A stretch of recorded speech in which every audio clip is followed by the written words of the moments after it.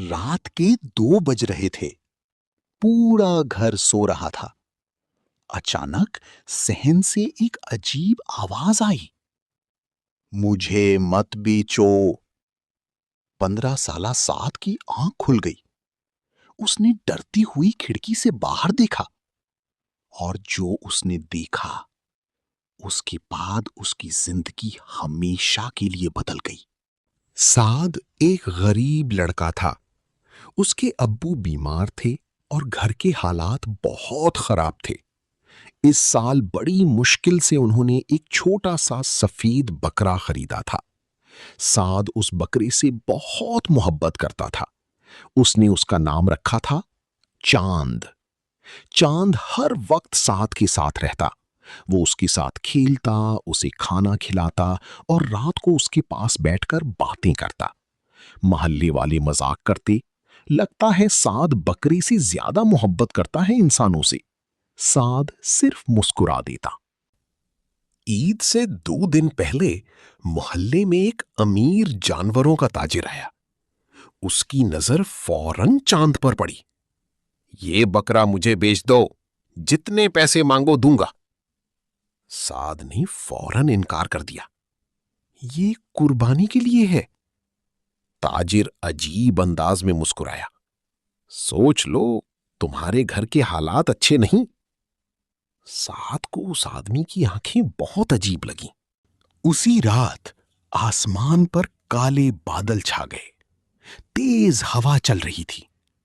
رات کے تقریباً 2 بجے سعد کی آنکھ اچانک کھلی۔ اسے لگا جیسے صحن میں کوئی سرگوشی کر رہا ہو۔ پھر واضح آواز آئی، مجھے مت پیچھو۔ سعد کے جسم میں سنسنی دوڑ گئی۔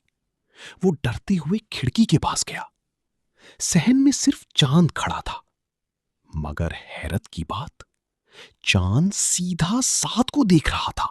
سعد دوبارہ سو گیا۔ اس نے خواب دیکھا۔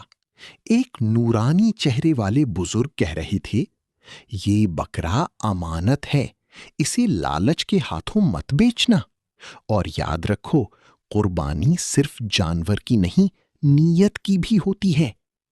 سعد ہڑبڑا کر اٹھ گیا۔ اس کا دل زور زور سے دھڑک رہا تھا۔ صبح ہوتے ہی سعد کے ابو کی طبیعت اچانک بگڑ گئی۔ امی رونے لگیں۔ گھر میں دوائی کے پیسے بھی نہیں تھے۔ اسی وقت وہی امیر تاجر دوبارہ آیا۔ میں آخری بار کہہ رہا ہوں، بکرا بیچ دو۔ اس بار اس نے بہت بڑی رقم آفر کی۔ سعد خاموش ہو گیا۔ ایک طرف ابو کی جان، دوسری طرف قربانی۔ رات کو سعد چاند کے پاس بیٹھا رو رہا تھا۔ میں کیا کروں؟ چاند خاموشی سے سعد کے ہاتھ چاٹنے لگا۔ سعد کی آنکھوں سے آنسو گرنے لگے۔ اسی وقت مسجد سے اذان کی آواز آئی، اللہ اکبر۔ سعد نے آسمان کی طرف دیکھا، یا اللہ میری مدد فرما۔ اگلی صبح سعد نے تاجر کو جواب دینے کا فیصلہ کیا، مگر جیسے ہی وہ باہر نکلا اس نے دیکھا پورا محلہ جمع ہے۔ لوگ چیخ رہے تھے، پکڑو پکڑو۔ پتا چلا وہ تاجر اصل میں چور تھا۔ وہ لوگوں کے جانور خرید کر رات کو غائب ہو جاتا تھا۔ کئی غریب خاندانوں کو دھوکہ دے چکا تھا۔ سعد کے ہوش اڑ گئے۔